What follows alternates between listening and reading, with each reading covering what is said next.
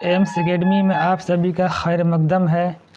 एक नोटिफिकेशन जारी हुआ है डॉक्टर श्यामा प्रसाद मुखर्जी यूनिवर्सिटी रांची झारखंड से एक नोटिफिकेशन निकल के आया है कि असिस्टेंट प्रोफेसर की बहाली होने वाली है। कॉन्ट्रेक्चुअल बेस असिस्टेंट प्रोफेसर की बहाली होगी।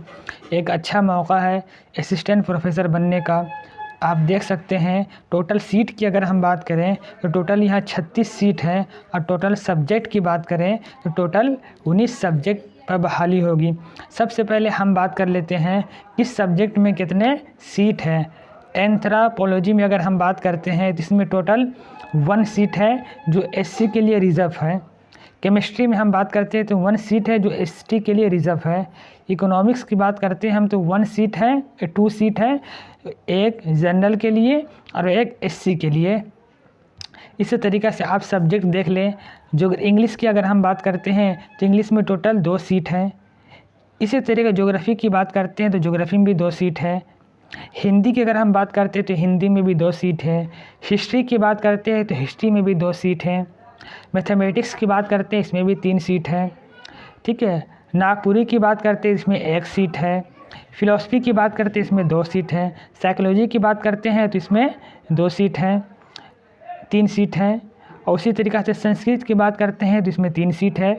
इसी तरीक़े से आप अपने सब्जेक्ट को देख लें कि आपका सब्जेक्ट इसमें है या नहीं। अगर आपका सब्जेक्ट है तो आप ज़रूर इस फॉर्म को फिलअप कीजिए और अप्लाई कीजिए। ये इस बात से नहीं घबराइए इसमें सिर्फ 1 सीट है या 2 सीट है। फॉर्म के भरिए, इंटरव्यू दीजिए, शायद आपका सिलेक्शन हो जाए।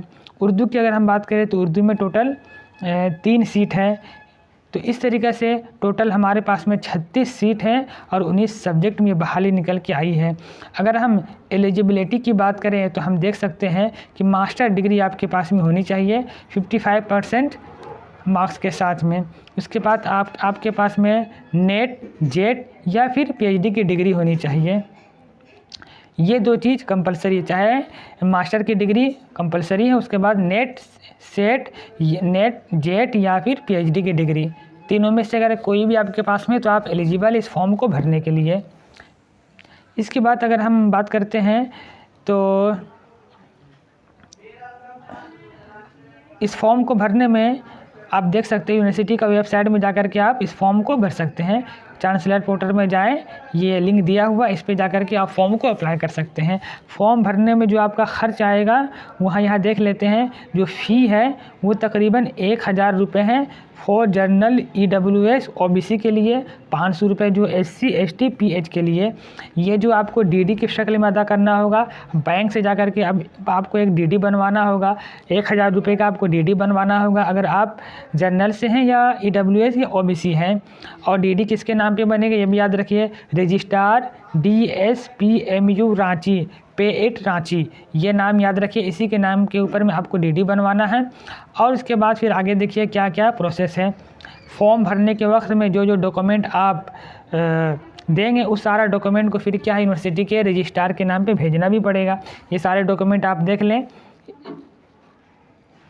इसके बाद अगर हम बात करते हैं कि ये फॉर्म भरने का जो तारीख़ है, स्टार्टिंग डेट जो है अप्लाई करने का, वो आप देख सकते हैं 14/3/2024 से ये फॉर्म भरा जाएगा, यानी स्टार्ट हो चुका है। उसके बाद लास्ट डेट की अगर हम बात करते हैं 23/3/2024 तक है।